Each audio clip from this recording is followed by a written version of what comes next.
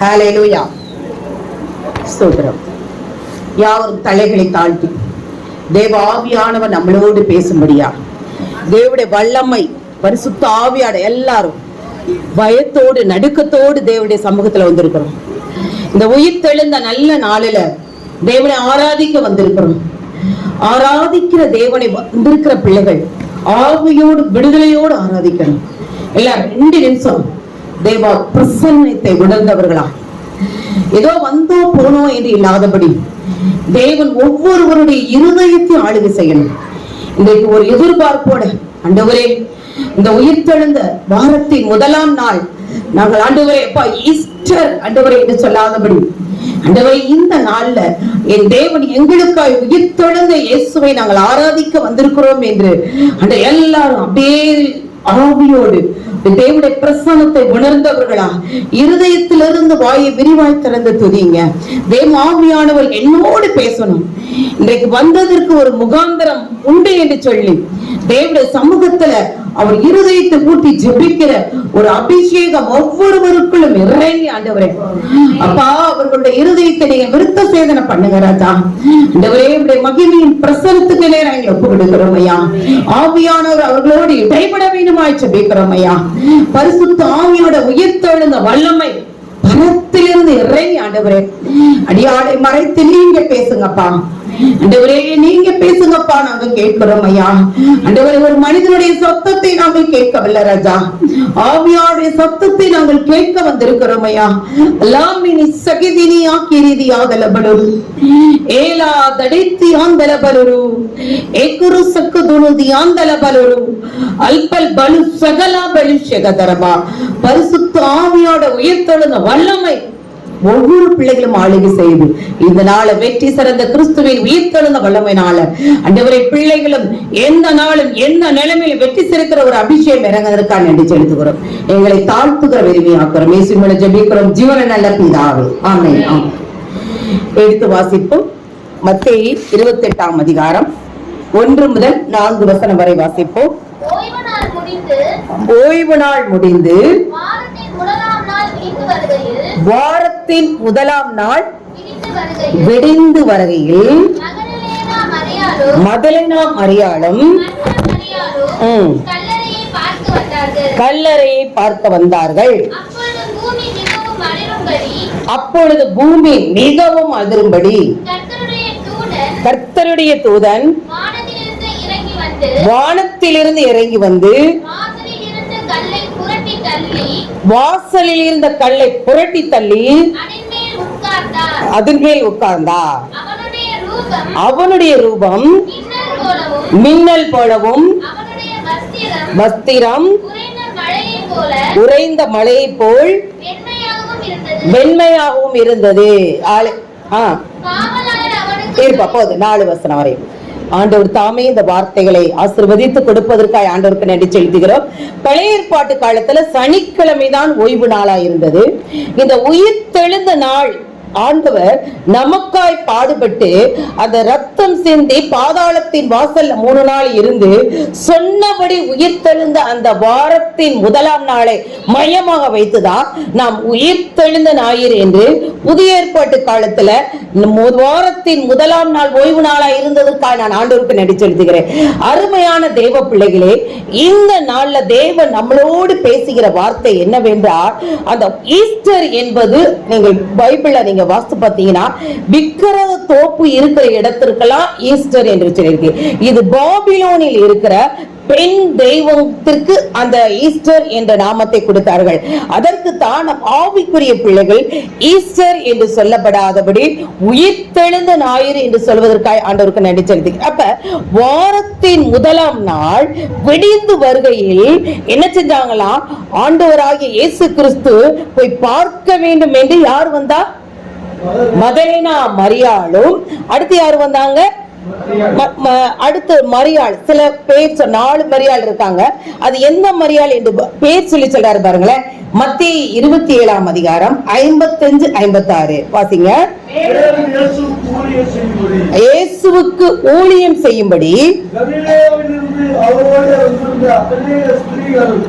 கலிலேயாவிலிருந்து வந்திருந்த அநேக ஸ்திரீகள் தூரத்தில் நின்று பார்க்கும்படி இருந்தார்கள்.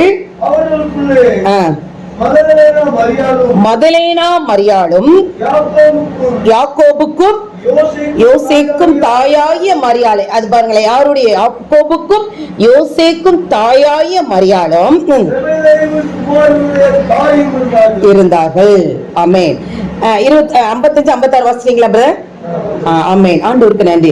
அப்ப பாருங்க, இந்த பாக்கியம் உயிர்த்தெழுந்த இயேசுவை பார்க்கக்கூடிய தரிசிக்கக்கூடிய ஒரு கிருபை அந்த 12 சீசர்களுக்கு கொடுக்கல, எந்த விதமான சுற்றி இருந்த யூதர்களுக்கோ ஆண்களுக்கோ கொடுக்கல. ஆனா இந்த முதலேனா மரியாளோ யாக்கோபு யோசேப்பின் தாயாகிய மரியாளுக்கு தேவன் அதை கிருபையாய் கொடுத்திருக்கிறார் என்றால் எவ்வளவு பெரிய பாக்கியம் பாருங்களேன். இந்த பாக்கியம் உங்களுக்கும் எனக்கும் வர வேண்டும். அந்த உயிர்த்தெழுந்த இயேசு கிறிஸ்துவை நீங்களும் நானும் பார்க்க வேண்டும் என்றால் அந்த கிருபையே அந்த பெண்களுக்கு தேவன் கொடுத்திருக்கிறார் என்றால் எடுத்து வாசிப்போமா? ரோமர் 6ஆம் அதிகாரம் 5வது வசனம். அங்க நிறைய ஸ்திரீகள் இருந்தாங்க. அந்த என்ன செஞ்சாங்கன்னா, அந்த மத்தேயு 27ஆம் அதிகாரத்துல ஊழியம், மறுபடியும் வாசிங்களேன், மத்தேயு 27:55 வாசிருங்க. இயேசுவுக்கு ஊழியம் செய்யும்படி கலிலேயாவில் இருந்து அநேக ஸ்திரீகள். அல்லேலூயா. அப்ப இந்த நாள்ல கூட பெண்கள் தான் அதிகமா இருக்கும். அப்ப பெண்களை குறித்து தேவன் ஒரு பெரிய ஒரு திட்டம் வச்சிருக்காரு. மறுமையான தேவ ஜனங்களை இன்னைக்கு கூட சாட்சிகள் நிறைய ஆவியானவர் எழுப்பினார். அப்ப ஒவ்வொரு பெண்களை குறித்து தேவன் ஒரு திட்டம் வச்சிருக்கிறார். அதே போல அந்த எவ்வளவு பெரிய பாக்கியம் பாருங்களேன். அந்த முதலையில மரியாளுக்கும் அந்த மரியாளுக்கு தேவன் இந்த பாக்கியத்தை கொடுத்திருக்கிறார்.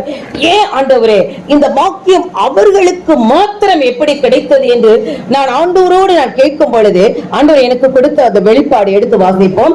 ரோமர் 6ஆம் அதிகாரம் 5வது வசனம். ஆதலால் மரணத்தின் சாயலில் நாம் இணைக்கப்பட்டவர்களாய் இருந்தோமானால் அவருடைய உயிர்த்தெழுந்தலின் சாயலிலும் இணைக்கப்பட்டிருப்போம். கைகளை தட்டி தேவனுக்கு நன்றி செலுத்துமா? அப்ப இந்த சகோதரிகள் அவருடைய மரணத்தின் சாயலில் இணைக்கப்பட்டிருந்தாங்க. அருமையான தேவ ஜனமே, இப்ப உயிர்த்தெழுந்தார், இயேசு கிறிஸ்து சொன்னபடி உயிர்த்தெழுந்தார், பாதாளத்தின் திறவுகளை ஜெயித்தெழுந்தார், சாத்தானின் தலையை நசுக்கி போட்டார் என்று நம்ம சொல்றோம். ஆனா அந்த நிறைய பேர் இருக்கிறோம், யாரெல்லாம் அந்த மரணத்தின் சாயல நம்ம இணைக்கப்பட்டிருக்கிறோம். நம்மளை நாமே கேள்வி கேட்கக்கூடிய நாட்கள் வந்து விட்டது. அருமையான தேவஜனே, அப்ப 1 பேதுரு 2:24 வாசிக்க வேணாம். பாவத்துக்கு செத்து நீதிக்கு பிழைக்கிறபடியினால் அவருடைய தழும்புகளால் குணமானோம். அருமையான தேவஜனமே, யாரெல்லாம் கிறிஸ்துவின் ரத்தத்துக்கு உடன் பங்காளியா, அவருடைய மரணத்துக்கு அந்த பாடுகளுக்கு யாரெல்லாம் பங்காளியா இருக்கிறீங்களோ அவர்கள்லாம் அந்த உயிர்த்தெழுந்த கிறிஸ்துவுடைய அந்த உயிர்த்தெழுந்த வல்லமை பார்க்கிற ஒரு அபிஷேகத்தின் தரிசனத்தை கொடுத்ததற்காக கைகளை தட்டி தேவனுக்கு நன்றி செலுத்தும். அப்ப அந்த நிறைய காரியங்கள் என்ன செய்யறாங்கன்னா, மக்கள் வந்து நிறைய உலகத்தினுடைய ஆசீர்வாதம் அப்படி வேணும் இப்படி வேணும்னு நினைக்கிறாங்க. ஆனா நம்ம அந்த தேவனுடைய உயிர்த்தெழுதலாகி அந்த நித்திய ஜீவனை பெற வேண்டும் என்று யாருமே நினைக்க மாட்டேங்கிறோம். இன்றைக்கு வந்திருக்கிற தேவ ஜனமே, உங்களுக்கும் எனக்கும் அந்த உயிர்த்தெழுதல்ல பங்குகளை வேண்டும் என்றுதான் ஆண்டவர் உங்களையும் என்னையும் பார்த்து விரும்புகிறார். உயிர்த்தெழுதல் நல்லா கொண்டாடுறா, நைட்டு கொண்டாடினாங்க, அதிகாலை 3 மணிக்கு நிறைய குருத்தோலினாயிரு நிறைய இது பண்றான். ஆனா 2024 ஆண்டுகளுக்கு முன்னாடியே தேவ ஆவியானவர் உங்களுக்காய் எனக்காய் ரத்த சிந்தி சாத்தானிலிருந்து சர்வ சத்துருடைய கிரியைகளிலிருந்து பாவத்திலிருந்து சாபத்திலிருந்து கர்ம நோயிலிருந்து விடுதலையாக்கின தேவன் நம்ம அவரோடு நாம் தேவ சாயலார் அந்த சிலுவையில் அந்த தேவனோடு நம்ம ஐக்கியமாகிறோமா? இதுதான் இன்றைக்கு உங்களுக்கு தேவன் உங்களையும் என்னையை பார்த்து கேட்கக்கூடிய ஒரு கேள்வி. அருமையான தேவ ஜனமே, அப்ப இந்த 2 சகோதரர்கள் எப்படி வந்தாங்களா? நம்ம போய் அந்த இயேசு கிறிஸ்துவ போய் 3 நாள் ஆயிடுச்சு, போய் அந்த வாசனை திரவியங்கள் கந்த வர்க்கங்களை எல்லாம் கொண்டு போய் அவருடைய அந்த கல்லறையில போய் வச்சு வணங்கிட்டு வந்துடலாம் தான் அவங்க வந்தாங்க. ஆனா அவருக்கு சற்றும் எதிர்பார்க்காதபடி எப்படி இருந்துச்சு அவங்க தேவ எப்படி ஆவியான. அடுத்து வாசிங்க 5வது வசனம் என்னோடு கூட, மத்தேயு 28ஆம் அதிகாரம் 5வது வசனம் வாசிங்க. ஆமென். சிலுவையில் அறையப்பட்ட இயேசுவை தேடுகிறீர்கள் என்று அறிவேன். அவர் எங்கே இல்லை, சொன்னபடியே உயிர்த்தெழுந்தார். அப்ப இவங்க யோசிச்சு பாக்குறாங்க, நம்ம அந்த தேவாதி தேவனை அவங்க எல்லாரும் நிறைய பேர் தூரத்துல இருந்தாங்க. தேவன் சிலுவையில போட்டு இருக்கும் பொழுது மரியாள், மதலேனா மரியாள், நிறைய பேரு அவர் சிலுவை தூக்கி கொண்டு கடைசி வரையும் அவர் இறந்து, அவர் அடிக்கப்பட்டு கடைசி ரத்தம் சொட்ட விழா எலும்புல குத்தி ரத்தம் சொட்டு மறுபடியும் அவருடைய சரீரத்தை கொண்டு போய் அடக்கம் பண்ணி அவர் வர்ற வரையும் அவர்கள் அங்கேதான் இருந்தாங்க. அடுத்து 3ஆம் நாள்ல அதிகாலையில எல்லாருக்கும் முன்னாடி அவர்கள் ஆர்வத்தோடு என் தேவனை பார்க்க வேண்டும் என்று அவர்கள் ஆர்வத்தோடு அந்த 2 பேரும் தேடி வந்து நம்ம போய் இந்த தூப வர்க்கத்தையும் கந்த வர்க்கத்தையும் வைத்து அவர் எப்படி இருக்கிறார் என்று பார்த்து விட்டு வரணும் பொழுது அவர்கள் இதுமே நீங்க வாசிச்சு பாருங்களேன். யோவான் எழுதின சுவிசேஷம் எடுத்து வாசிங்களேன். யோவான் எழுதின சுவிசேஷம் 11ஆம் அதிகாரத்துல 38, 39 வாசிச்சு பாருங்களேன். இதுல 2 விதமான கல்லறை உங்களுக்கு நான் இன்னைக்கு சொல்ல போகிறேன். அப்பொழுது இயேசு கலங்கி கல்லறையின் இடத்தில் வந்தார். அது ஒரு குகையா இருந்தது. அதன் மேல் ஒரு கல் வைக்கப்பட்டிருக்கிறது. கல்லை எடுத்து போடுங்கள் சொல்ற. அப்ப இது 2 விதமான கல்லறை. மத்தேயு 28ல ஒரு கல்லறையை பார்க்கிறோம். இங்க பார்க்கிற கல்லறை எந்த கல்லறை? யார் சொல்லுவா? லாசருடைய. குட், ஆமென். லாசருடைய கல். அப்ப தேவ ஆவியானவர் இந்த கல் புரட்டுவதை பறித்து பைபிள்ல 3 விதமான கற்களை பத்தி சொல்லி கொடுத்திருக்கிறார். இந்த முதல் 2 கல்லையும் பாத்தீங்கன்னா ஏறக்குறைய ஒன்றா இருக்கும். அதே லாசரு தான். அது 3 நாள் ஆயிருச்சு. அடுத்து என்ன செய்றாங்க? அடுத்த வசனம் 38, 39 வாசிப்பா. கல்லை எடுத்து போடுங்கள் என்று சொல்கிறார். மார்த்தாள் அவரை நோக்கி, ஆண்டவரே நாருமே 4 நாள் ஆயிற்று. அடுத்து வாசிங்க. இயேசு அவர்களை நோக்கி, நீ விசுவாசித்தால் தேவனுடைய மகிமையை காண்பார். கைகளை தட்டி தேவனுக்கு நடிச்ச அதே கல்லறைதான் அங்க லாசரு இருக்கிறா. இங்க யார் இருக்கிறா?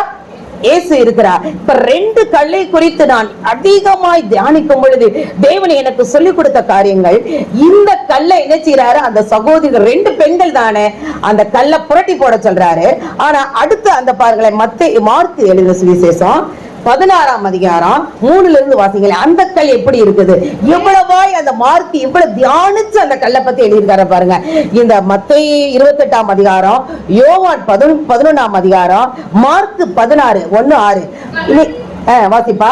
3, 4 வாசிங்க. கல்லறையின் வாசலில் இருக்கிற கல்லை நமக்காக எவன் புரட்டி தள்ளுவான் என்று ஒருவரோடு ஒருவர் சொல்லிக் கொண்டிருந்தார்கள். ஏன் அப்படி சொல்றா? ஏன் அங்க வந்து இதே 2 பேர் தான், அதே மதலேனா மரியாளும் அங்க ஜீசஸ் என்ன சொல்றாரு? அந்த பெண்களை பார்த்து என்ன சொல்றாரு? கல்ல புரட்டி போடுங்கள் சொல்றாரு. இந்த இடத்துல சொன்னாரா? ஏன் சொல்லல? இதெல்லாம் யோசிச்சு பாருங்க. தேவன் உங்களுக்கு நிறைய சத்தியத்தை வாசிங்கப்பா. அந்த வசனம் வாசிங்க. அந்த கல் எப்படி இருந்துச்சா? மிகவும் பெரிதா இருந்தது. அவர்கள் ஏறிட்டு பார்க்கும் பொழுது அதில் தள்ளப்பட்டு இருக்க கண்டார்கள். போதுப்பா. அப்ப இந்த கல்லை நம்ம எப்படி புரட்டி போடுவோம் என்று அவர்கள் தங்களுக்குள்ளேயே ஆராய்ந்து பார்த்து கொண்டிருந்தார்கள். இதை எப்படி புரட்ட முடியும்? இவ்வளவு பெரிய கல்லா இருக்குது, இதை நம்மளால் எப்படி உருட்டி இதை தள்ள முடியும் என்று அவர்கள் தங்களுக்குள்ளே யோசித்துக் கொண்டிருக்கும் பொழுது, அருமையான தேவ ஜனங்களே, எதிர்பாராத விதமாக வானத்திலிருந்து தூதன் இறங்கி வந்து என் தேவ ஆவியான அந்த கல்லாய் அந்த பிரச்சனையை உருட்டி போட்டதற்காக கைகளை தட்டி தேவனுக்கு நன்றி செலுத்துவோமா? அப்ப இதுல இருந்து நாம் என்ன சொல்ல வேண்டும் என்று நான் ஆவியானத்தை கேட்கும் பொழுது, அந்த மத்தேயு 28ஆம் அதிகாரத்துல தேவ ஆவியா எனக்கு சொல்லிக் கொடுத்த காரியங்கள், அந்த யோவான் 11ஆம் அதிகாரத்துல அந்த கல்லை காட்டிலும் இயேசுவுக்கு வைக்கப்பட்ட கல் எப்படி இருந்துச்சு? மிகவும் பெரிதா இருந்தது. ஆம், அருமையான தேவ ஜனமே, அந்த கல்லுக்கு காவலாளி இல்ல, லாசருடைய கல்லறைக்கு காவலாளி இல்ல. ஆனா இயேசு கிறிஸ்துவின் கல்லறைக்கு என்ன இருந்தது? காவலாளி இருந்தது. அந்த மத்தேயுல நீங்க மார்க்ல நீங்க படிச்சு பாத்தீங்கன்னா அது எப்படி போட்டிருந்தாங்கப்பா? முத்திரை போட்டு கார்ட் பண்ணி அது ரோம போர் சேவர்களா அதற்கு அந்த காவலாளிகளுக்கு எவ்வளவோ பயிற்சி அளித்து அப்ப அவர்கள் பேசிக் கொண்டார்களாம். ஒரு கல்லறையில ஒரு செத்த உடலை வைத்தத நமக்கு ஏன் இவ்வளவு பாதுகாப்பு, இவ்வளவு காவலாளி வைத்திருக்கிறார்கள் என்றால் எல்லாரும் இந்த கல்லறை எப்படி உயிரோடு எழுவான், இவன் முன்னாடியே சொல்லியிருக்கிறான் என்று மிகுந்த ஒரு போர் நெருக்கடியில ஒரு சத்துருடைய கிரைகள் எப்படியாவது இதை பறிச்சுட்டு போயிடும், யாராவது இவர்கள் யூதர்கள் எடுத்துட்டு போயிடுவார்கள் என்று மிகுந்த பாதுகாப்போட 3 அடுக்கு பாதுகாப்பா. நீங்க அதை நல்லா ரிசர்ச் பண்ணி பார்க்கும் பொழுது காலையில ஒரு செட்டு 3 விதமான காவலாளிகள், 3 விதமான பயிற்சி கொடுத்த காவலாளிகள் வைத்து அந்த கல்லறையை பாதுகாக்கப்பட்டாங்க. அப்ப தேவன் அந்த லாசரு கல்லறைய அந்த 2 சகோதரிகளை வச்சு புரட்ட சொன்னாரு. ஆனா இந்த இயேசு கிறிஸ்துவின் கல்லறைய யார வைத்து அவர்கள் யோசிக்கும் முன்னாடி இது மிகவும் பெரிதா இருக்கிறது, இது நமக்கா யார் புரட்டுவார் என்று அவர்கள் இருதயத்துல அப்படியே யோசிச்சு கொண்டு இருக்கும் பொழுது எதிர்பாராத விதத்துல வானத்திலிருந்து தூதன் இறங்கி வந்து அந்த கல்லை புரட்டி போட்டதற்காக கைகளை தட்டி தேவனுக்கு நன்றி சொல்லுதுமா. ஆம் அருமையான தேவ ஜனங்களே, இந்த நாட்களை எனக்கு ஆவியான என்ன சொல்லி கொடுத்தார்னா அந்த முதல்ல இருக்கிற காரியங்கள் ஏன் அந்த முதலில் மரியாதையை புரட்டி போட சொல்றாருன்னா நமக்குரிய பாடுகள், நமக்குரிய என்ன காரியங்கள் இருக்குன்னா நமக்குள்ள சில நேரங்கள் கீழ்ப்படியாத காரியங்கள் இருக்கும். அடுத்து பாவம் என்ற கல் நீங்க தான் புரட்டி போட வேண்டும். அருமையான மகள் ஜெபிச்சபடி, அருமையான சகோதரி சொன்ன சாட்சியின்படி உங்களுக்குள் இருக்கிற காரியங்கள் ஆண்டவரே அப்படின்னு சொல்லி ஒரு விதத்திலே முறுமுறுக்காதபடி தேவனுடைய சமூகத்துல நாம் இன்னும் வந்து சொன்னாங்க சபையாராய் கூடி ஜெபிச்சோம். முதல்ல நமக்குள் இருக்கிற பாவம் என்ற கல்லை நம்ம புரட்டி போட வேண்டும். அடுத்து அத சொன்னாரு பாருங்களேன், நீங்கள் விசுவாசம் உள்ளவர்களா இருங்க, என்ன செய்யக்கூடாது, அவிசுவாசமா இராதே என்று சொல்றாரு. அப்ப அந்த முதலில் மரியாதை பார்த்து இந்த கல்லை புரட்டி போடும்போது அவங்க என்ன சொல்றாங்க, யாருமே எப்படி இது நடக்கும் என்று இயேசு கிறிஸ்து உயிர்த்தெழுதலுக்கு முன்னோட்டமாய் முதலாம் உயிர்த்தெழுதலை அவங்க அந்த நீங்க அந்த அதிகாரத்தை நீங்க வாசிச்சு பாருங்களேன். யோவான் 11:38-39 வாசிங்கப்பா. 11ஆம் அதிகாரம் 37 இருந்து வாசிங்க. 37 வாசிங்க. அவர்களில் சிலர் கண்களை திறந்த இவர் இவனை சாகாமல் இருக்க பண்ணவும் கூடாதா என்றார். அப்பொழுது இயேசு மறுபடியும் தமக்குள்ளே கலங்கி கண்ணரனிடத்தில் வந்தார்கள். அது ஒரு குகையா இருந்தது, அதன் மேல் ஒரு கண் வைக்கப்பட்டிருந்தது. இயேசு கண்ணை எடுத்து போடுங்கள் என்றார். மரித்தவனுடைய சகோதரியாகிய மார்த்தாள் அவரை நோக்கி, ஆண்டவரே, இப்பொழுது நாருமே 4 நாள் ஆயிற்றே என்றார். இயேசு அவர்களை நோக்கி, நீ விசுவாசித்தால் தேவனுடைய மகிமை காண்பாய் என்று நான் உங்களுக்கு சொல்லவில்லையா என்றார். அப்பொழுது மரித்தவன் வைக்கப்பட்ட இடத்தில் இருந்த கண்ணை எடுத்து போட்டார்கள். இயேசு தம்முடைய கண்களை ஏறெடுத்து, பிதாவே, நீர் எனக்கு செவி கொடுத்தபடி நான் உம்மை ஸ்தோத்திரிக்கிறேன். நீர் எப்பொழுதும் எனக்கு செவி கொடுக்கிறீர் என்று நான் அறிந்திருக்கிறேன். ஆனாலும் நீர் என்னை அனுப்பினதை சூழ்ந்து நிற்கும் ஜனங்கள் விசுவாசிக்கும்படியாக அவர்கள் நிமித்தம் அதை காட்டில நீங்க அதே அதிகாரத்துல யோவான் 11ஆம் அதிகாரத்துல 25-26 வாசிங்களேன். இயேசு அவனை நோக்கி, நானே உயிர்த்தெழுதலும் ஜீவனுமாய் இருக்கிறேன், என்னை விசுவாசிக்கிறவன் மரித்தாலும் பிழைப்பான், உயிரோடு இருந்து என்னை விசுவாசிக்கிறவன் அவனும் என்னென்றைக்கும் மறியாமலே இருப்பான். இதை விசுவாசிக்கிறாயா என்று ஏற்கனவே அவர்களுக்கு நிறைய காரியங்கள் ஆண்டவர் சொல்லிக் கொடுத்தார். ஆனாலும் இந்த நாள் அருமையான தேவ ஜனங்களே, அந்த மாத்தாள் மரியாளுக்குள்ள இருக்கிற அந்த பாவம் என்ற கல்லை அவங்களதான் வச்சு அகற்ற விடுறாரு. விசுவாசம் மற்ற அந்த சூழ்நிலையில அவர்களை கொண்டுதான் அந்த அவிசுவாசம் என்ற அந்த கல்லை புரட்டி போட்டு விசுவாசம் என்ற கல் உருவாக தேவன் கிருபை கொடுக்கிறார். அது மாத்திரமில்ல, கீழ்ப்படியாமை என்ற கல்லை எடுத்து போட்டு உடனே ஆண்டவர் சொன்ன உடனே அவங்க கீழ்ப்படிந்து அந்த கீழ்ப்படியாமின் கல்லை எடுத்து போட்டு கீழ்ப்படிய தேவன் செய்தபடியினார் அவர்கள் அந்த கல் உருட்டப்படும் பொழுதுதான் அந்த லாசருவே வா என்று சொல்லும் பொழுது என் தேவன் அந்த 3 நாள் ஆண்டவர் பாதாளத்தின் வாசல்களில் இருந்து அந்த சாத்தான் பிடியில் இருந்த அந்த தேவாதி அடுத்து சொல்றாங்க, அவங்க அன்னும் விசுவாசிக்காம அவன் உயிர்த்தெழுதல்ல அவன் பங்கு விடுவான், அவன் உயிர்த்தெழுதல்ல நாள்ல உயிரடைவான்னு சொல்றாங்க. இல்ல, அவன் இந்த நாளிலேயே அவன் உயிரடைவான் என்று சொன்ன அந்த தேவாதி தேவனுக்காய் கைகளை தட்டி தேவனுக்கு நன்றி செலுத்துமா. அப்ப உங்களுடைய கால்களை உங்களுடைய நாட்களிலோ உங்க காரியங்கள்ல எந்தெந்த காரியங்கள் பிரச்சனையா, வியாதி என்ற கல் இருக்கிறதா, பிலிசூனியம் என்ற கல் இருக்குதா, எதிர்காலத்தை குறித்து எனக்கு ஒரு நம்பிக்கையற்ற சூழ்நிலை என்ற ஒரு கல் இருக்கிறதா, என் தேவன் எதிர்பாராத சூழ்நிலையில வானத்திலிருந்து தூதன் இறங்கி வந்து அந்த எல்லா விதமான கற்களையும் புரட்டி போட்டு என் தேவன் உங்களையும் என்னையும் தேவன் பலத்த கரையில் செய்வதற்காக கைகளை தட்டி தேவனுக்கு நன்றி செலுத்துமா.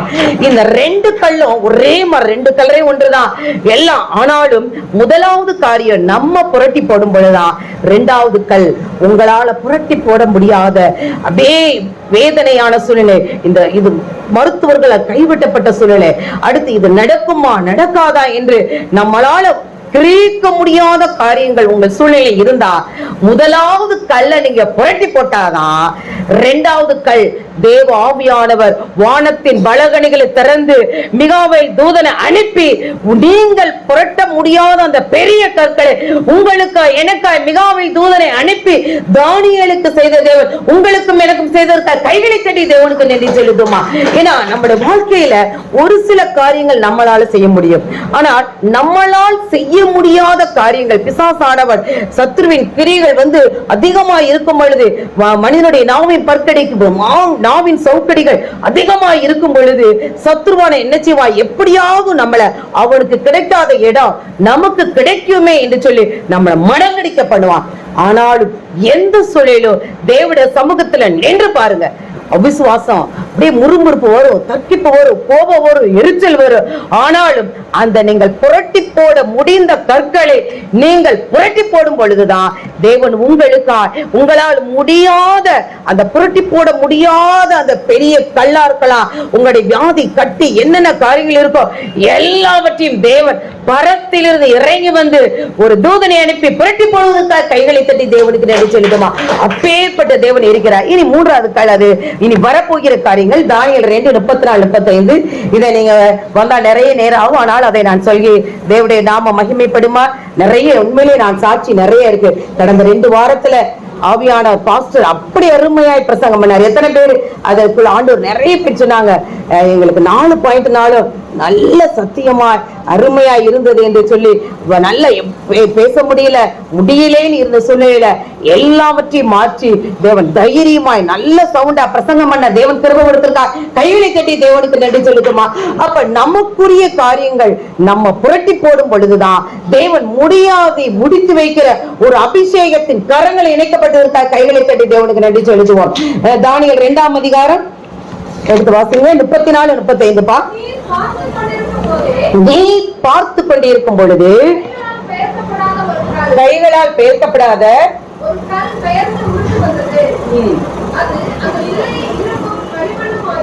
ஆமென்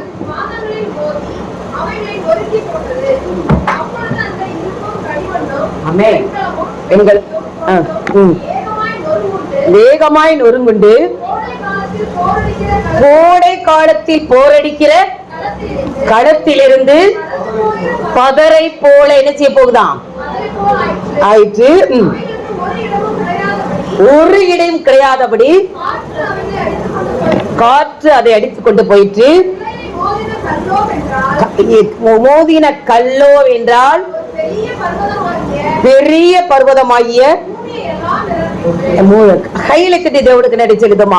இது கடைசி காலத்துல வெண்கலம் இரும்பு எல்லா பேரரசு உருவாயிருச்சு. இனி கடைசி பேரரசு என்னது, இரும்பும் களிமண்ணும் கலந்த ஒரு பேரரசு இனி கடைசி நாட்களை வரப்போகிறது.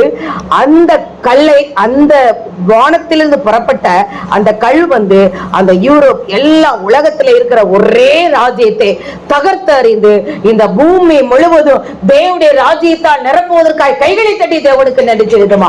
அப்பேற்பட்ட தேவனுடைய ஒரு இடமும் கிடைக்காது. இப்ப எத்தனையோ பேர் சீட்டுக்காக அலையிறாங்க, என்னென்னமோ செய்யறாங்க. அருமையான தேவஜனமே, நாம் அமைதியுள்ள ஜீவனம் பண்ணோம்னா ராஜா பிதாக்களுக்கும் ஆசிரியர்கள் ஜெபிச்சுதான் ஆகணும்.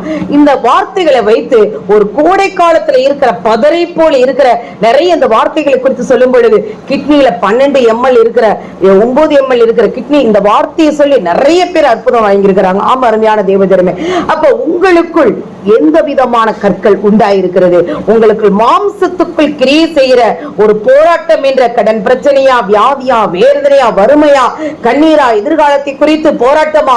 இந்த போராட்டத்துல நீங்க தேவ சமூகத்துல உங்களால் முடிந்த கற்களை நீங்கள் புரட்டி போடும் பொழுது, அதுதான் மீகாயேல்ல தடை செய்கிறவன் பிசாசானவன், தடைகளை நீக்கிற ஆவியான உங்களுக்கு முன்றாய் செய்கிறார். வாசல்லை உட்படும் பொழுதுதான் தேவ ஆவியானவர் உங்களுக்குள் வாசல்லை பிரவேசிப்பதற்காக கைகளை தட்டி தேவனுக்கு நன்றி செலுத்துமா.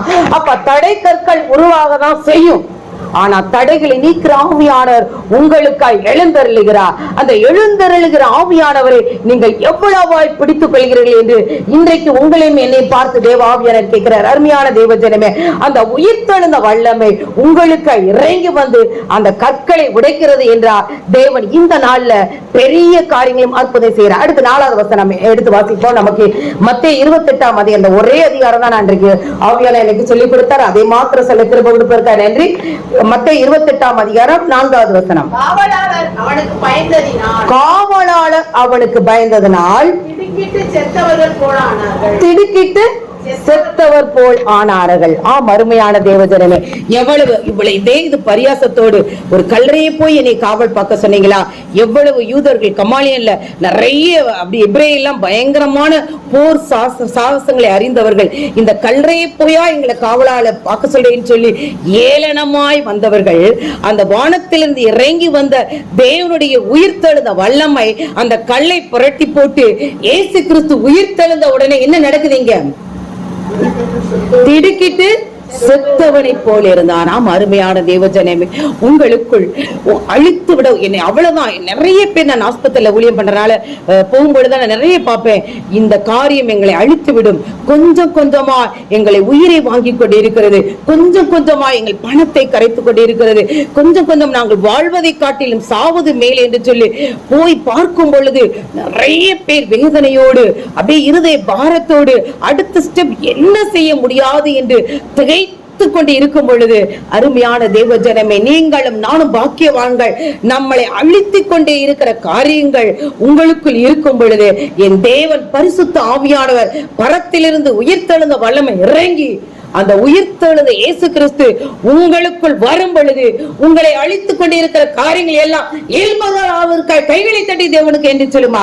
அப்ப உயிரோடு எழுந்த, அதுக்குதான் உயிரோடு எழுந்தவர்களே உண்மை ஆராதிக்கிறோம் என்று பாடுகிறோம். அப்ப நம்ம ஏனோதானோ என்று பாடும் பொழுது மிகுந்த பாரத்தோடு நான் வேதனைப்பட்டேன். அப்ப தேவனுடைய ஆவியானவர் உயிர்த்தெழுந்த இயேசு கிறிஸ்து உங்களுக்குள் வருவார் என்றார். நீங்கள் கைகளை தட்டி அந்த ஆராதிக்கிற தேவனை மகிமையோடு புகழ்ச்சியோடு நீங்க ஆராய்த்து பாருங்கள். அந்த ஆராதனையில வெற்றி சிறந்த தேவன் உங்களுக்குள் வரும் பொழுது சாவுக்கு ஏதுவான எந்த காரியமும் உங்களை தொடாதபடி அந்த உயிர்த்தெழுந்த வல்லமை உங்களுக்குள் வரும் பொழுது தேவன் உங்களை உயிரடை செய்வதற்காக கைகளை தட்டி தேவனுக்கு நன்றி சொல்லுதுமா.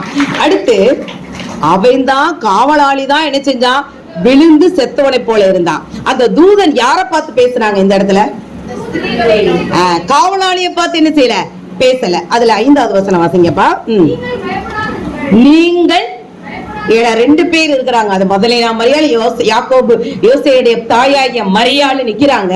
நீங்கள் ஆனா அவங்க பயப்பட்டாங்களா?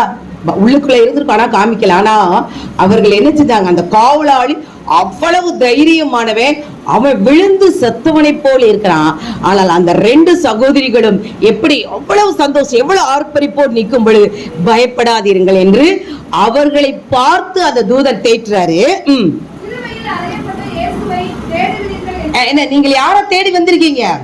சிலுவையில் அறையப்பட்ட இயேசுவை. அருமையான தேவஜனே, நியூஸ் பாருங்க. பிலிப்பைன்ஸ், இந்தோனேசியா நிறைய ஆர்சி மக்களாம் சிலுவையை எடுத்துக்கொண்டு அது இயேசு கிறிஸ்துவை போல அடிச்சு இன்னமும் பாக்குறாங்க. இன்னும் அவங்களுக்கு அந்த சத்தியம் என்ன செய்யல, தெரியல. அருமையான தேவஜனே, வாசிங்க 5ஆம் அதிகாரத்தை முழுவதுமா. தூதன் அந்த ஸ்திரீகளை நோக்கி, நீங்கள் பயப்படாதீர்கள், அறிவே அவர் இங்கே இல்லை, நாம் சொன்னபடியே உயிர்த்தெழுந்தார். அல்லேலூயா. என்னப்பா? கர்த்தரை வைத்த இடத்தை வந்து பாருங்கள். நம்முடைய இயேசு கிறிஸ்துடைய கல்லறைதான் இந்த நெமுசவரை திறக்கப்பட்டதற்காக கைகளை தட்டி தேவனுக்கு நன்றி செலுத்துமா. அப்ப இதுல எனக்கு ஆவியானவர் என்ன சொன்னானா, எல்லாருக்கும் அந்த உயிர் ஈஸ்டர்னு போது நிறைய காரியங்கள் எல்லாரும் ஈஸ்டர் வாழ்த்துதான். நானும் ஒரு 4000 நம்பர்ஸ் இருக்கு, அதுல 2000 பேர் ஈஸ்டர் தான் சொல்லியிருக்காங்க. யாருமே உயிர்த்தெழுந்த இயேசு கிறிஸ்துவின் ஆராதனை என்று வாழ்த்து சொல்லலாம். அருமையான தேவஜனமே, ஈஸ்டர்னா நீங்க லேடிஸ் பிரேயருக்கு வாங்க, அந்த காரியங்களை சொல்லி விக்கிர தோப்புக்கு தான் ஈஸ்டர். ஆனா உயிர்த்தெழுந்த இயேசுவின் நாமம் சொன்னோம்னா எங்க இவங்க உயிரடைஞ்சிருவாங்கன்னு சொல்லி அந்த பாபிலோனுடைய பெண் தெய்வமாகிய தீராள் தெய்வத்தை வச்சு அந்த மரியாள் என்றும் ஈஸ்டர் என்று வணங்க செய்து ஒரு இருட்டடிப்பு பண்ணக்கூடிய காலங்களுக்குள் நேராய் பிசாசானவன் இருட்டடிப்பு பண்ணியிருப்பான். உங்களுக்கும் எனக்கும் என்ன வைத்திருக்கிறார் என்பதை ஆண்டவர் சொல்ல வந்திருக்கிறாரா? மறுமையான தேவஜனமே, அந்த உயிர்த்தெழுந்த இயேசு கிறிஸ்து உங்களுக்குள் இறங்கி அசைபாடுனாதான் உங்கள் சாவுக்கு ஏதுவான அந்த சரீரம் எப்படி இருக்குமா உயிரடையும். அந்த உயிரடையும் பொழுதா உங்களுக்குள் இருந்து இயேசு கிறிஸ்து கிரியை செய்வாரா? மறுமையான தேவஜனமே. ஆனா அந்த காவலாளியை பார்த்து தேவன் அந்த தேவதூதன் தேற்றவில்லை, அவர்கள் இயேசு கிறிஸ்துவை தேடி ஆசையாய் வந்தவர்களை பார்த்துதான் என்ன செய்றாரு? பயப்படாதீர்கள் சொல்றாரு. அருமையான தேவஜனமே, இன்றைக்கு உங்களையும் என்னையும் பார்த்து இயேசு கிறிஸ்து உயிர்த்தெழுந்தனால எத்தனையோ பேர் நல்லா சுகமா வீட்டுல இருக்கலாம், தூங்கலாம் என்று இருக்கலாம். ஆனால் இந்த நேரத்துல உயிர்த்தெழுந்த இயேசுவை தேடி வந்த தேவஜனமே, உங்களுக்குள் எப்பேற்பட்ட பிரச்சனையா இருந்தாலும் உங்களையும் என்னை பார்த்து தேவதூதனாய பரத்திலிருந்து அனுப்பின தேவதூதன் என்ன சொல்றாரு? பயப்படாதீர்கள் என்று சொல்கிறார். அமர்மையான தேவஜனமே, இந்த நாள்ல நான் இயேசு கிறிஸ்துவை பார்த்து இதே தேவதூதர் நிறைய இயேசு கிறிஸ்து பிறந்தவன தூதர்கள் வந்து சொன்னாங்க. அடுத்து தேவதூதர்கள் என்ன செஞ்சாங்க? வானத்திலிருந்து பாடினாங்க. அடுத்து 40 நாள் வனாந்தரத்தில் என்ன செஞ்சாரு? தேவதூதர் ஆண்டவர் வந்து ஃபாஸ்டிங் இருக்கும்போது வந்து பலன் கொடுத்தாங்க. அடுத்து கெச்சமனை தோட்டத்துல வேர்வையெல்லாம் ரத்த மாமாவில் பரிசுத்த ஆவியான பரத்திலிருந்து இறங்கி வந்து தேவதூதன் என்ன செஞ்சாங்க? இயேசுவை தேற்றினாங்க. ஆனா சிலுவையில அறையப்படும் பொழுது இயேசு கிறிஸ்துவ வந்து தேற்றினாங்களா? தூதர்கள் வந்தாங்களா? வரல. அதுதான் ஆண்டவர் சொல்றாரு, உங்களுடைய பாவத்திற்கா எங்களுடைய பாவத்திற்கா முடிந்தது. ஏழி ஏழி லாபா சமத்தாமே, என் தேவனே ஏன் என்னை கைவிட்டீர் என்று சொல்கிறார். ஏன்னா பாவம் அறியாத தேவன் உங்களுக்காய் பிதாவாகிய தேவனே இயேசுவை கைவிட சூழ்நிலை. பிதாவின் முகம் மறைக்கப்பட்டபடியினால் அவர் என்ன செய்கிறார்? ஏழி ஏழி லாபா சமத்தானே என்று சொல்கிறார். அப்ப தேவ தூதர்கள் அந்த நேரத்துல வந்து தேற்றாது காரணம் என்னன்னா, உலகம் அறியாத பாவம் அறியாத அந்த ஆட்டுக்குட்டி உங்களுடைய பாவத்திற்காய் என்னுடைய பாவத்திற்காய் அவர் கல்வாரி சிலுவையில கைவிடப்பட்ட சூழ்நிலை இருக்கிறீங்களா? இந்த சூழ்நிலை நீங்களும் நானும் கைவிடப்பட்ட சூழ்நிலை, சாத்தாவின் பிடியில இனி அடுத்த நிலைமை என்ன செய்வது என்று அறியாமல் இருக்கிற தேவஜனமே, உங்களோடு இன்னைக்கு ஆண்டவர் சொல்றார், பயப்படாதே. என் தேவன் பரத்திலிருந்து இறங்கி வந்து உங்களுக்கு சுகம் கொடுக்கிற ஒரு அற்புதத்தின் அதிசயத்தின் தேவன் இறங்கி வந்து உங்கள் பாடுகளிலிருந்து வேதனையிலிருந்து ஒரு விடுதலையாக்குற ஒரு பரிசுத்தாவுடைய உயிர்த்தெழுந்த வல்லமை இந்த நாளை இறங்கினதற்காக நன்றி செலுத்துகிறேன். நிறைய பேருக்கு எதிர்காலத்தை குறித்து பயம். நிறைய நான் போன் பண்ணி சொல்லும் பொழுது, நீ அடுத்து என்ன ஆகும், அடுத்து குழந்தை பிறக்குமா, அடுத்து என்ன ஆகும் சொல்லி இருதயத்துல பல்வேறு சந்தேகங்கள், குழப்பங்கள், பயம், திகழ். அடுத்து திருமணக்காரங்கள் திருமணம் முடியுமா, ஒரு காரியங்கள், அடுத்து உலகத்துல இவங்க அப்படி பண்ணிடுவாங்க, இவங்க அப்படி, நான் என்ன செய்வது என்று நிறைய பேர்ட்டு நான் போன்ல பேசும் பொழுதுதான் அவர்கள் பிள்ளைனருக்கு பயம் சூழ்ந்திருக்கிறது. இந்த பயத்தின் ஆவியை கொண்டு வருவது சாத்தான் தான். ஆனாலும் அந்த பயந்த சூழ்நிலையிலும் நீங்க தேவ சமூகத்துல உங்க இருதயத்தை ஊற்றி பாருங்கள். எல்லா சூழ்நிலையில இருந்தும் தேவன் விடுதலையாக்குற அந்த உயிர்த்தெழுந்த வல்லமை நீங்க இயேசு கிறிஸ்துவை அந்த மதனை நாம் மரியாளும் அந்த மரியாளும் தேடி வந்ததை போல ஆண்டவரை தேடி வந்த தேவ ஜனமே, உங்களையும் என்னையும் பார்த்து ஆண்டவர் என்ன செய்கிறார்? பயப்படாதீர்கள் சொல்றார். அப்ப உங்களுக்குள்ள இருக்கிற அந்த கல்லை புரட்டி போடுகிற எதிர்பாராத சூழ்நிலையில நம்ம எப்படி நினைச்சு கூட பார்க்க முடியாது, கிரகித்தும் விவரித்தும் சொல்ல முடியாத காரியங்கள்ல பாஸ் பண்ணுவோமா? நிறைய பேரு எங்க டீச்சர்ஸ் எல்லாம் இங்கிலீஷ் பரீட்சையா இருக்கட்டும், மேத்ஸ் பரீட்சையா இருக்கட்டும், பிசிக்ஸா இருக்கட்டும், கெமிஸ்ட்ரியா இருக்கட்டும், இத்தனை பேர் பாஸ் பண்ணேனா எங்களை மாத்தி விட்டுருவாங்க. ஏன்னா இப்ப முதல்ல மாதிரிலாம் இல்ல, 90% மேல நாங்க காமிக்கலைன்னா அந்த CO DO எத்தனை பேர் எங்களை போட்டு பயப்படுத்திட்டு இருக்காங்க. அப்படி பயத்தோடு திகிலோடு போய்கொண்டே இருக்கிறார். அவர்களை பார்த்து என் தேவன் பெரிய காரியங்கள் செய்வார், பயப்படாதீர்கள். உங்களை நோக்கி பயத்தோடு வருகிறவர்களை பார்த்து நீங்கள் ஆறுதல் செய்யக்கூடிய ஒரு அபிஷேகத்தின் வல்லமை உங்களுக்கும் எனக்கும் இன்றைக்கு நாள் தேவ ஆவியான அந்த உயிர்த்தெழுந்த வல்லமை நீங்கள் வாஞ்சிக்கும் பொழுதுதான் தேவனுடைய பிரசனம் உங்களுக்கு இறங்கும். அந்த உயிர்த்தெழுந்த வல்லமை இறங்கும் பொழுதுதான் நாம் என்ன செய்வோம் என்பதை அடுத்த வசனத்தை வாசிங்கப்பா. 6வது வசனம். உயிர்த்தெழுந்தார், வந்து பாருங்கள், சீக்கிரமாய் போய். 7வது வசனப்பா. சீக்கிரமாய் போய் மரித்தோரிலிருந்து எழுந்தார் என்பதை அவருடைய சீசருக்கு சொல்லுங்கள். எவ்வளவு பெரிய வார்த்தை பாருங்களேன். சீக்கிரமாய் போய், மறுபடியும் வாசிங்கப்பா. சீக்கிரமாய் போய் அவர் மரித்தோரிலிருந்து எழுந்தார் என்பதை அவர்களுடைய சீசருக்கு சொல்லக்கூடிய ஒரு விசேஷித்த கிருபை இந்த 2 பேருக்கு கொடுத்திருக்கார். கைகளை கட்டி தேவனுக்கு நன்றி செலுத்துமா. அந்த சீசர்கள் கூட நம்பல. உயிர்த்தெழுந்த இயேசு பயந்துட்டு என்ன செய்றாங்க, நீங்க அந்த அதிகாரத்தை வீட்டுல போய் பாசிங்க. அந்த 12 சீசர்களும் எங்க நம்ம அவரை சிலுவையில போட்ட மாதிரி நம்மளையும் போட்டு கொன்றுவாங்கன்னு சொல்லி 12 சீசர்கள் ஒரு இடத்துல பயந்து போய் இருந்தாங்க. ஆண்டவர் என்ன செய்யறாரு, அந்த பூட்டப்பட்ட வீட்டுல போய் உள்ள வந்த உடனே என்ன செய்யறாரு, பயப்படுறாரு. அந்த இடத்துல என்ன செய்யறாரு, பயப்படாதீங்கன்னு சொல்றாங்க. அடுத்து தோமா என்ன செய்யறாரு, நான் இப்ப எல்லாம் நம்ப மாட்டேன், எப்ப நம்புவேன், அந்த காயப்பட்ட இடத்துல என் விரலை போட்டாதான் நம்புவேன் தோமா சொல்லார். ஆனா அந்த 2 பெண்கள் அப்படி சொன்னாங்களா? இல்ல, அவர்கள் சொன்னத சீக்கிரமாய் போய். அடுத்த வசனம் வாசிங்கப்பா. அவர்கள் பயத்தோடும் மகா சத்தத்தோடும் கல்லறையை விட்டு சீக்கிரமாய் புறப்பட்டு அறிவிக்க ஓடினார்கள். கைகளை தட்டி தேவனுக்கு நன்றி சொல்லுங்க. அப்ப இந்த இயேசு கிறிஸ்துவ இன்னும் அவர்களுக்கு இயேசுதான் இன்னும் அவங்க இன்னும் ஐடென்டிஃபை பண்ணல. ஏதோ நம்ம பார்த்திருக்கோம், ஏதோ ஒன்றோம், ஏதோ ஒண்ணு நடக்குது. ஏன்னா அவங்க வந்துட்டு அந்த வாசனை திரவியங்களை வச்சுட்டு போகணும்னு வந்தவங்க எதிர்பாராத விதத்துல தேவன் அற்புதம் செய்யறாரு, எதிர்பாராத காரியங்களை அவர்களுக்கு செய்யறாரு. அவர்கள்ட்ட போய் அந்த தூதன் சொல்றா, சீக்கிரமாய் போய் சீசர்களுக்கு அறிவிக்கிற ஒரு விசேஷித்த கிருபை உங்களுக்கும் எனக்கும் இனி வருகிற நாட்களை கொடுக்க போகிறார். அருமையான தேவஜனமே. அப்ப அந்த பெண்களுக்குள்ள ஒரு விசுவாசம் இருந்தது. இந்த நாள்ல நிறைய பேருக்கு இயேசு கிறிஸ்து சிலுவையில அறையப்பட்டதான் தெரியும். ஆனா 3ஆம் நாள் உயிர்த்தெழுந்தது யாருக்குமே தெரியல. சினிமாவிலையும் பாருங்களேன், அப்படியே அந்த பாடுகள், அந்த சிலுவையில அறையப்பட்டது அதோட முடிச்சிடுறாங்க. நீங்க கருணாமூர்த்தியா இருக்கட்டும், பேஷன் ஆஃப் கிறிஸ்டா இருக்கட்டும், நிறைய காருங்க. ஆனா 3 நாள் தேவன் உயிர்த்தெழுந்தான்றத நிறைய பேருக்கு யாருமே இன்ன வரையும் அதிகமாய் சொல்லல. என்கிட்டே சொல்லுவாங்க, உங்க இயேசு கிறிஸ்து அவரே காப்பாற்ற முடியல, அவரே சிலுவையில அறையப்பட்டாரு, அவரே காப்பாற்ற முடியாத தேவனையா நீ வணங்குறேன்னு கேட்கும் பொழுது, இன்றைக்கும் ரோமோ பேரரசால் சாசனத்தால் ஏற்றப்பட்ட கல்லறை திறக்கப்பட்டு இருக்கிறது. அவர் சொன்னபடியே உயிர்த்தெழுந்தார். எங்கள் தேவன் ஜீசஸ் அலைஸ் வணங்குறேன்னு கேட்கும் பொழுது, இன்றைக்கும் ரோமோ பேரரசால் சாசனத்தால் ஏற்றப்பட்ட கல்லறை திறக்கப்பட்டு இருக்கிறது.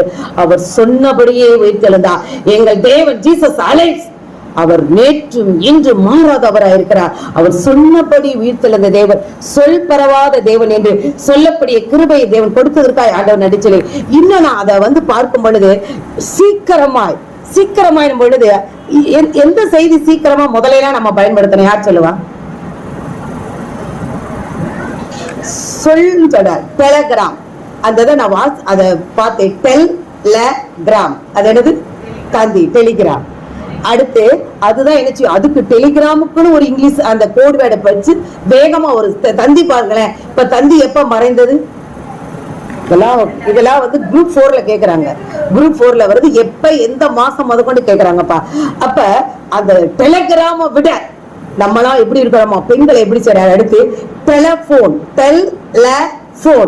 அடுத்து டெலிகிராமுக்கு அடுத்து எது வந்துச்சு? டெலிபோன். இப்ப நம்ம யாரு இருக்கோம்? யாரு? Tell a woman. கைகளை தட்டி தேவனுக்கு நன்றி செலுத்துமா. போய் சொல்லுங்கள் என்று டெல் எ உமன். அவர் பரலோகமே நம்மளை அங்கீகரித்தபடியால் ஆண்டவருக்கு நான் நன்றி சொல்லுகிறேன். நாம் அருமையான, ஏன்னா சொன்னா போச்சு கூடாது. ஒரு செய்தியை பெண்களுக்கு சொன்னா அந்த உலகம் முழுவதும் பரவுவதற்காக கைகளை தட்டி தேவனுக்கு நன்றி சொல்லுவோம். பரலோகமே நம்மளை அங்கீகரித்து சீக்கிரமாய் போய் அந்த செய்தியை சொல்லக்கூடிய கிருபை கொடுத்தபடியா நம் கைகளை தட்டி தேவனுக்கு நன்றி செலுத்துமா. பரலோகமே அங்கீகரிக்கலாம். அருமையான தேவ ஜனமே, இயேசு கிறிஸ்து ஊழியம் பண்ணும் பொழுது நிறைய உதவி செய்தது பெண்கள் தான். தேவன் ஒவ்வொருவரையும் பெண்களை கொண்டு நிறைய கிராம ஊழியம் போறான். ஒவ்வொரு கிராமத்திலும் ஒவ்வொரு பெண்கள் அதிகமா, இன்னைக்கு கூட சாத்திரசப்பட்டியிலிருந்து நான் இன்னைக்கு ஆண்டோடைய நாம மயப்படி எப்படியாவது பெண்கள் வருவாங்க. நம்ம செய்தினா ஒரு மணி நேரம் அவர் சாப்பாடு கொடுக்கணுமே சொல்லும் பொழுது நான் ஒண்ணுமே இல்லை, ஜபம் தான் பண்ணேன். எல்லா என்னென்ன உள்ளத்துல நினைச்சேனப்பா, பறவை காய்ச்சல்றாங்க, சிக்கன் கொடுக்க கூடாது, என்னென்ன வேணுமோ எல்லா காடைகளை அனுப்பி கொடுத்ததுக்காக கைகளை தட்டி தேவனுக்கு நன்றி செலுத்துமா. என் தேவன் இன்றைக்கு ஜீவிக்கிறவரா இருக்கிறார். இன்றைக்கும் தேவன் பலத்த கிரியில் செய்து கொண்டிருக்கிறார். அருமையான தேவ ஜனமே, அப்ப மீண்டும் இந்த 7வது 8வது வசனத்தை வாசிங்கப்பா. சீக்கிரமாய் போய் மரித்தோரிலிருந்து எழுந்தார் என்று சீசருக்கு சொல்லுங்கள். அவர் உங்களுக்கு முன்னே கலிலேயால் போகிறார், அங்கே அவர்களை காண்பீர்கள். இது உங்களுக்கு சொன்னேன் என்று சொல்கிறார்.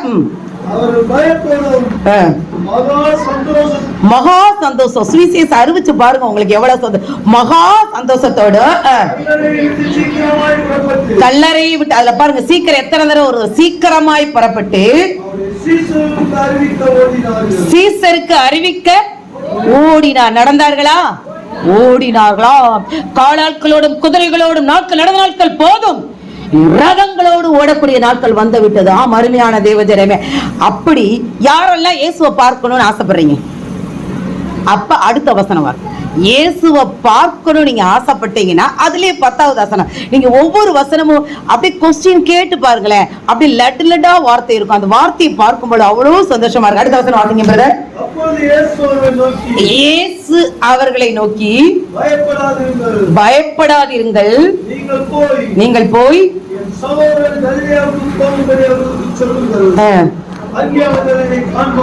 என்றார். 9வது வசனம். அவர்கள் சீசருக்கு அறிவிக்கிற போது அந்த இயேசு தாமே அவர்களுக்கு எதிர்பட்டு, பைபிளே எடுக்கிறது இல்ல, ஏனாதானே உட்கார்ந்து இருக்கீங்க. வாலிய பிள்ளைலாம் பைபிள் எடுத்து வாசிங்க. பிரதர் வசனத்தை சொல்லுங்க, எல்லாரும் எடுத்துக்கிறோம். யோவான் 11ஆம் அதிகாரம், எத்தனாம் மத்தேயு 28ஆம் அதிகாரம் 9. மறுபடியும் எல்லாரும் எடுத்து வாசிங்க. அறிவிக்கிற போது இயேசு தாமே அவர்களுக்கு எதிர்பட்டு வாழ்க. கைகளை தட்டி தேவனுக்கு நன்றி செலுத்துமா. இயேசுவை அறிவிக்கிற, இயேசுவை சுமந்து செல்கிற பிள்ளைகளுக்கு தேவன் என்ன செய்வாராம்? உலகத்துல இருக்கிற மனுஷன் இன்னைக்கு பாருங்க, வாழ்க வாழ்கன்னு சொல்லி ஒரு பிரியாணிக்கு ஒரு 500 ரூபாய்க்கு கத்துறாங்க. ஆனா வானத்தி பூமி மண்ட சராசரங்களை படைத்த தேவன் நீங்க இயேசு கிறிஸ்துவை அறிவிக்க புறப்படும் பொழுது அவர் தாமே எதிர்பட்டு என்ன செய்யறாரு? உங்களை பார்த்து வாழ்கின்றார். இது எத்தனை பாக்கியம், எத்தனை பாக்கியம். ஆமே, என்னோடு வந்து பாருங்க. இந்த கழனி வாசல் எல்லாம் அவ்வளோ சொன்னபடி எனக்கு என்ன, நான் கூட மறந்துட்டேன், உங்களுக்கு வீடு வாசல் கொடுக்கணும். 1000 வீடு கொடுத்து இந்த இடத்துல கொடுத்துருக்காங்க. அங்க இருக்கிறவங்க பூரா அந்த செஞ்ச அந்த கழனி வாசல் அந்த பகுதியில இருக்கிற குளத்தெல்லாம் ஆக்கிரமம் பண்ணி இடிச்சவங்களுக்கு எல்லாம் வீடு கொடுத்துருக்காங்களாம். எத்தனை பேர் அதுல 1000 வீடு இருக்கான். நீங்க பொறுத்தர பண்ணி ஆண்டவருடைய சுவிசேஷ அறிவிக்க புறப்படுங்க. உண்மையிலே ஆண்டவருக்கு நான் நன்றி சொல்லுகிறேன். போன வருடம் 5 இடத்துலதான் கேர்சல் நடந்தது. இந்த வருடத்துல 10 இடங்கள் ஆண்டவர் வச்சிருக்க. இவ்வளவு காலம் 156 கிராமங்களுக்கு தான் போயிடும். இந்த நாட்கள்ல ஒவ்வொரு கிராமத்திலும் அடுத்தவங்கள பார்க்காதீங்க, உங்களை நீங்க பாருங்க. ஆண்டவரே, நான் ஒவ்வொரு கிராமத்திலும் ஒரு ஆலயம் உருவாக்கணும்னு சொல்லி நீங்கள் ஓடிவார்கள். 3வது வாரம் எத்தனை பேர் வர்றீங்க யோசிச்சு பாருங்க. யார்கிட்டையும் நான் சொல்லவே இல்லை. நீ கடைசி காலம் யாரும் போன் பண்ணி நீ வா வராத கிடையவே கிடையாது. உனக்கு தேவைன்னா ஓடிவா. ஆண்டவரை பத்தி நீ அறிவிக்கிற பொழுது இயேசு என்ன செய்யறார்? மீண்டும் வாசிங்க பிரதர். இயேசு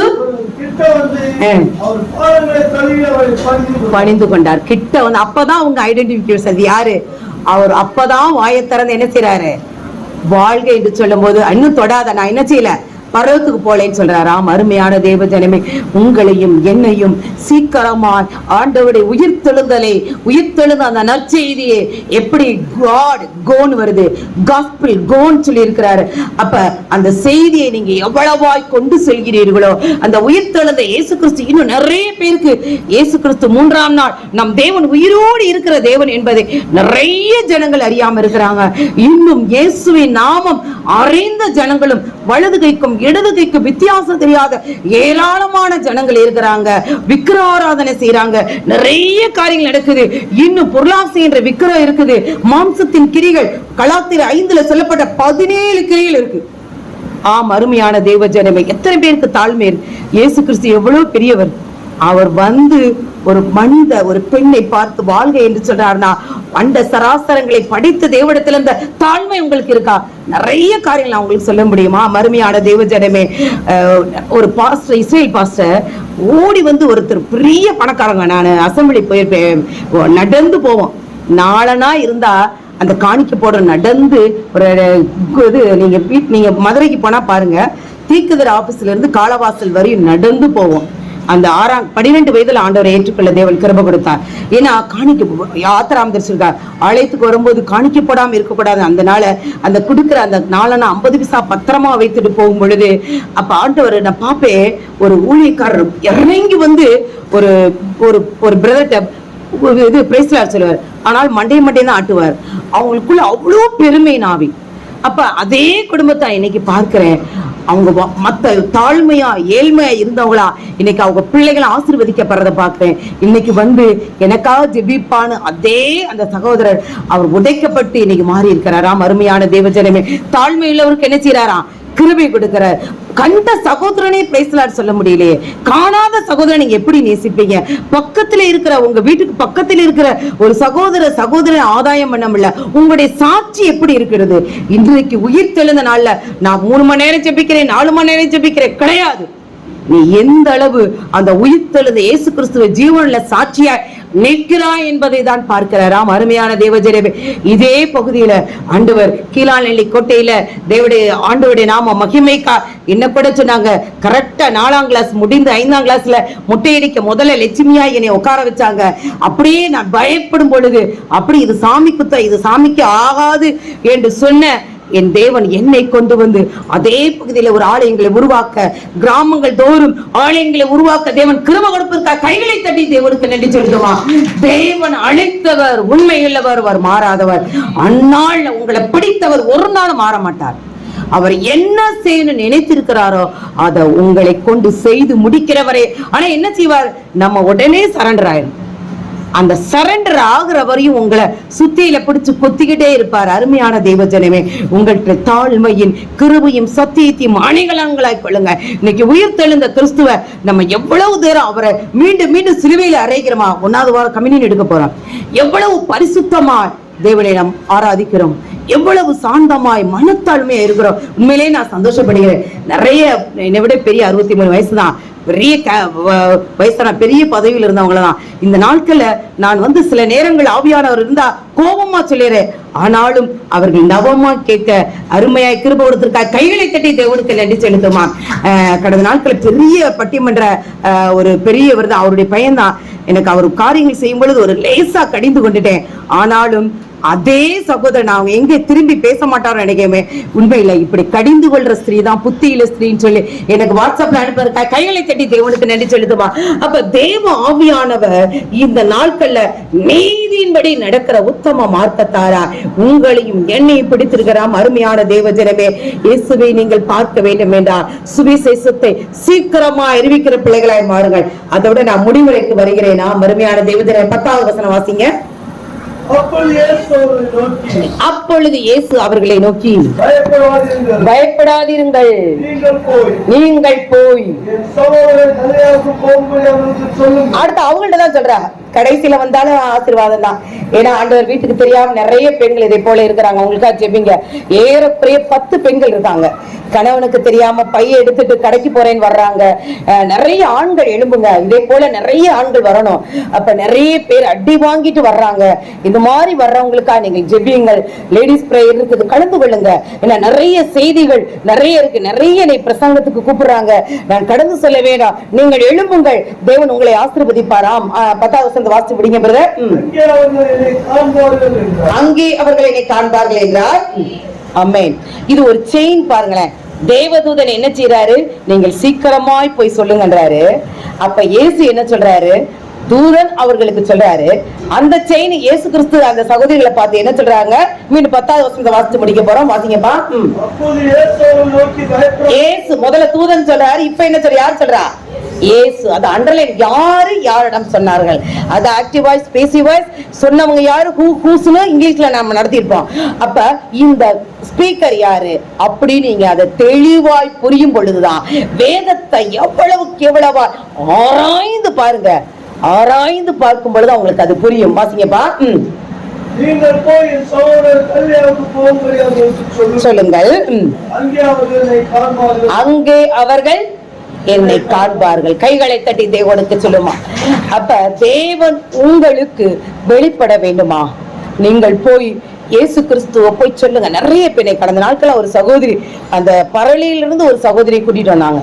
அவங்க அந்த ஆண்டவர், நீ ஒண்ணுமே செய்வேன், ஆண்டவர் இங்க வாங்க, ஆண்டவர் செய்வார்ன்றதை நீங்க சொல்லி பாருங்க.